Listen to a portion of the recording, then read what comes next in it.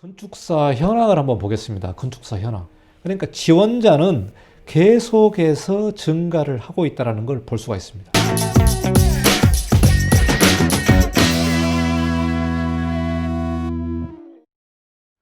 네, 안녕하십니까. 이관용 건축사입니다. 자, 흥미로운 통계를 한번 보실까요? 자, 이 통계는요, 법인의 통계입니다. 법인의 건축허가 통계가 18%를 차지하고 있죠. 18%를 차지하고 있지만 연면적으로 보면 50%입니다. 연면적으로는 50%. 자, 이거를 보시면요. 의외로 법인의 건축허가 통계는 마이너스 1.9%입니다. 거의 증감이 없다고 보시면 될 것 같아요. 그러니까 2019년도가 다 어려웠다고 하지만 개인의 물량은 상당히 어려웠다는 거죠. 개인은 뭐 40%, 20%, 30% 그런 지자체가 많았기 때문에 평균 15.1%를 차지하고 있지 않습니까? 그러나 법인의 통계를 보면은 마이너스 1.9%라는 거죠. 자, 개인은 15.1%인데 법인은 1.9%밖에 감소를 안 했어요. 그러니까 크게 감소폭이 없었다. 자, 서울시를 보면은요, 거의 0%입니다. 거의 2018년과 19년도의 건수를 보면은 큰 변화가 없습니다. 부산도 큰 변화가 없고요. 그리고 대구와 인천과 광주와 대전 상당히 안 좋지 않습니까? 그런데 법인의 통계를 보면 오히려 증가했습니다. 오히려 증가했다. 개인의 허가 물량은 벌써 마이너스 16, 17, 마이너스 24점, 대전은 마이너스 37.2% 이렇게 차지하고 있지만 오히려 법인은 이 녹색으로 칠해진 자치시는 오히려 증가를 했다는 겁니다. 14.2%, 10%, 7%, 16.9%로 증가를 했다는 겁니다. 이게 법인의 통계를 보니까 개인은 굉장히 어려웠지만 법인은 선방을 했다.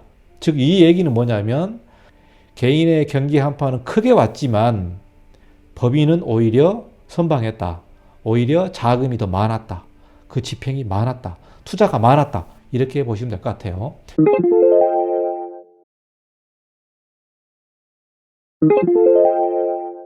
자, 세종시만 보더라도 개인이 마이너스 41.1%지 않습니까? 허가가. 그러나 법인을 보면 마이너스 17.6%로 개인보다 상당히 차이가 크죠. 그래서 법인도 좀 선방했다는 얘기를 보시면 될 것 같아요. 자, 그리고 전라남도 같은 경우도 플러스 10.6%로 허가가 증가했다는 겁니다. 자, 경상남도도 마이너스 10.3%로 감소를 했고요. 그러니까 이게 법인이 감소한 곳은 굉장히 안 좋았다는 얘기입니다. 네, 굉장히 안 좋았다는 얘기고요. 제주 같은 경우도 개인이 마이너스 20%였고 법인도 마이너스 9%였다. 개인도 안 좋고 법인도 안 좋았다. 이게 상당히 좀 흥미로운 통계로 보시면 될 것 같아요. 허가에서는 18%를 차지하지만 연면적은 50%. 그리고 대구, 인천, 광주, 대전은 오히려 법인의 허가 통계가 증가를 했다. 이렇게 보시면 될 것 같고요. 자, 공공 프로젝트를 보겠습니다. 공공 프로젝트는 건축 허가의 4%를 차지하고 있습니다. 건축 허가의 4%. 전국적으로는 마이너스 7.8%가 감소를 했습니다. 이제 건물 건수는 이제 2019년도가 8,500건이고 2018년도가 이제 9,224건으로서 약 723건이 줄었죠. 마이너스 7.8%입니다. 서울시 같은 경우도 마이너스 16.2%로 굉장히 많이 줄었고요. 부산 같은 경우가 마이너스 30.1%로 상당히 많이 줄었다. 자, 녹색으로 칠해진 부분은 공공발주 허가가 증가한 곳입니다. 대구, 인천, 광주, 대전, 그리고 전라북도, 경상북도, 그리고 제주 특별자치도 같은 경우는 많이 늘었습니다. 28.6%. 그만큼 공공발주 사업이 여기에 좀 많이 집중되어 있다고 보시면 될 것 같고요. 자, 울산과 세종, 경기, 강원도, 충북, 충남 이런 경우는 다 마이너스입니다. 여기에는 그렇게 공공발주가 없었다고 보시면 될 것 같습니다. 자, 그리고요. 자, 공공발주의 흥미로운 부분이 이 동수와 연면적의 차이가 있다는 겁니다. 자, 여기서 보시면은 동수 비율이 있죠. 동수. 그러니까 건물의 건수로 보면은 마이너스 7.8%로 건물 건수로 보면 줄었지만 오히려 연면적은 증가했다는 겁니다. 동수는 줄었지만 연면적은 증가했다. 그러니까 공공발주는 이 건수는 줄었지만은 설계 업무 대가는 크게 변동이 없다라고 보시면 될 것 같아요. 그러니까 공공발주 사업은 건물의 동수는 줄었지만 연면적은 큰 차이가 없다. 즉 0.2%로 오히려 증가를 했다는 겁니다. 그래서 건물 건수는 줄었지만 연면적은 증가했기 때문에 아마 국가 전체 예산은 변동이 없는 걸로 여러분이 이해하시면 될 것 같습니다. 자, 흥미로운 통계를 보시죠. 서울특별시 같은 경우는 마이너스 16.2%로 동수가 줄었습니다만은 오히려 면적은 16.2%로 증가했습니다. 이건 뭡니까? 건수는 줄었지만 건물의 규모나 사이즈가 증가했다라는 것을 우리가 알 수 있죠. 자, 부산광역시도 마이너스 30.1%인데 마이너스 20.5%. 자, 녹색으로 칠해진 부분은 동수도 증가를 했고 연면적도 증가를 했다라고 보시면 될 것 같아요. 여기 겹쳐지는 부분이 대구, 인천, 광주, 광역시가 되겠습니다. 요 세 지자체는 동수도 늘었고 연면적도 늘었다. 이렇게 보시면 될 것 같고요. 자, 동수는 늘었지만 면적이 감소한 곳이 대전이죠. 대전. 흥미로운데요. 동수는 늘었지만 면적은 감소했다.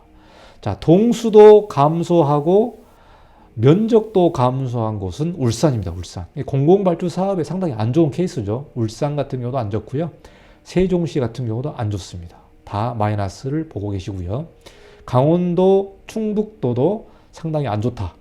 동수도 줄었고 면적도 상당히 굉장히 많이 큰 폭으로 줄었다고 보시면 될 것 같습니다. 그 외에 전남, 경부, 경남 그리고 제주 같은 경우는 면적 부분에서는 오히려 늘었다고 보시면 될 것 같습니다. 자, 여기까지 제가 통계 자료를 쭉 한번 좀 설명을 드렸는데요.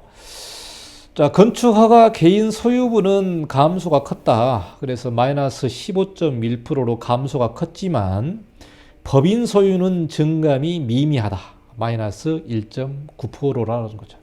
자, 건축허가 공공발주 허가는 감소했지만 면적은 오히려 증가했다. 즉 건물 수는 줄었지만 그 규모는 커졌다고 볼 수 있습니다.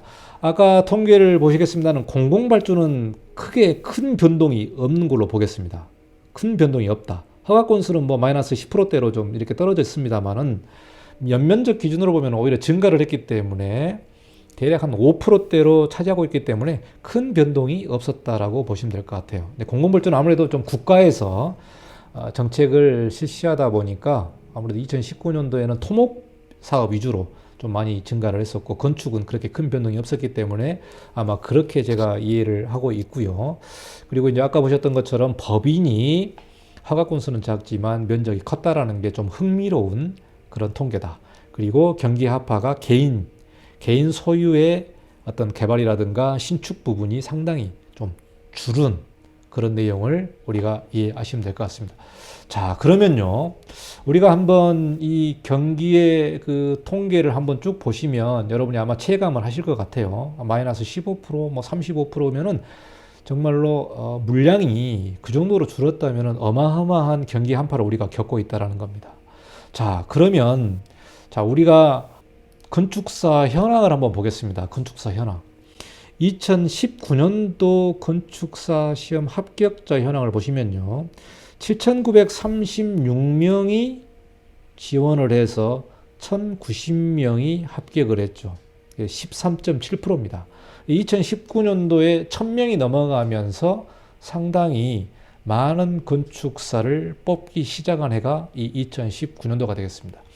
지난 2008년도부터 2019년까지 건축사 시험 합격자 현황에 대한 통계 자료가 되겠습니다. 이 통계 자료를 보시면은요, 대략 파란색이 이 지원자, 그리고 밑에 빨갛게 나와 있는 이게 합격자가 되겠습니다. 합격자. 그러니까 지원자는 계속해서 증가를 하고 있다는 걸 볼 수가 있습니다. 7,936명이죠. 자, 그리고 합격률을 보실까요? 2008년도에 6.7%. 정말 합격률이 낮았습니다. 6.7%, 8.4%, 9.1%, 9.6% 쭉 가다가 2015년도에 18%. 자, 대략 10%대로 유지를 하고 있었죠. 그래서 2019년도에 이제 13.7%로 와 있는데요. 건축사가 계속해서 증가하고 있고 2020년도에 건축사 자격시험이 연 2회 실시를 하기 때문에 올해는 아마 한 8천여 명이 지원을 할 것이고 두 번을 보기 때문에 올해는 한 2천 명이 나올 것으로 보고 있습니다.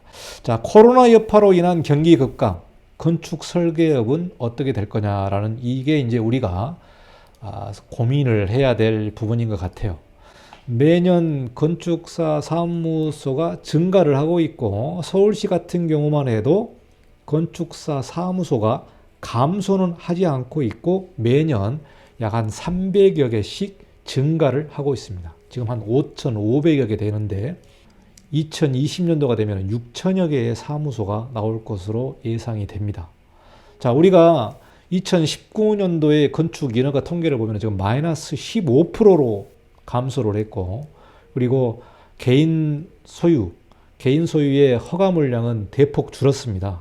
이러다 보니까는 건축사 사무소는 매년 늘어나고 있고, 건축사는 계속 배출되고 있고, 건축사가 은퇴가 없다 보니까 사무소에 폐업은 없고, 건축의 물량은 줄어들고, 그래서 2020년도는 2019년도보다 더 어려워질 걸로 예상을 하고 있습니다. 더 어려워질 것이다.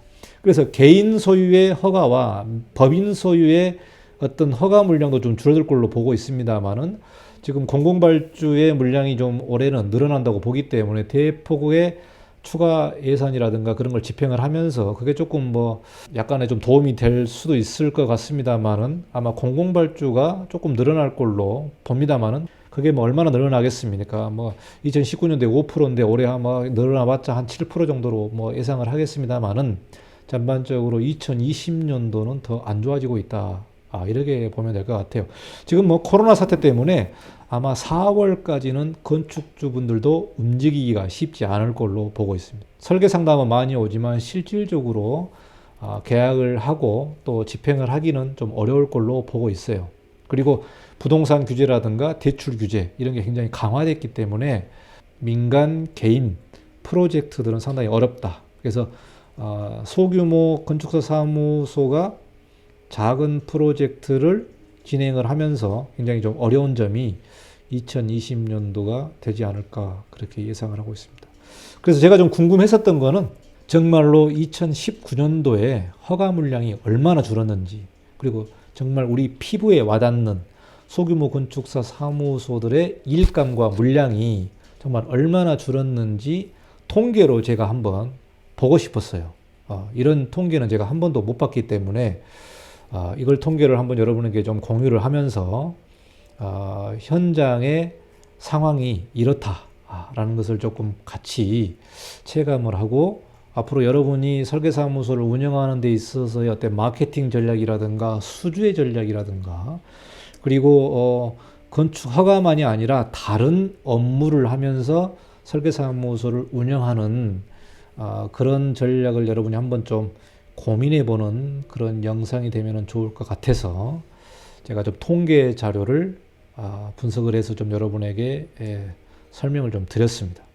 통계 자료는 굉장히 방대한데요. 우리가 좀 피부로 와닿는 부분만 제가 좀 압축을 해서 만들었기 때문에 여러분이 2019년도 경기를 정말 통계적으로 느낄 수 있는 그런 자료가 되면 좋을 것 같습니다. 자, 2020년도 어려운 시기인데요. 무조건 버텨야 합니다. 무조건 버티고 경기가 좀 진정될 때까지 좀 잘 버티셔서 2020년 하반기 때는 좀 일감이 많아지기를 좀 기대해 봅니다. 자, 여러분 여기까지 긴 건축 통계 물량을 가지고 여러분과 한번 현장의 소식을 좀 만들어 봤습니다. 자, 여러분 힘내시고요. 다음 시간에도 찾아뵙도록 하겠습니다. 이관용 건축사였습니다. 감사합니다.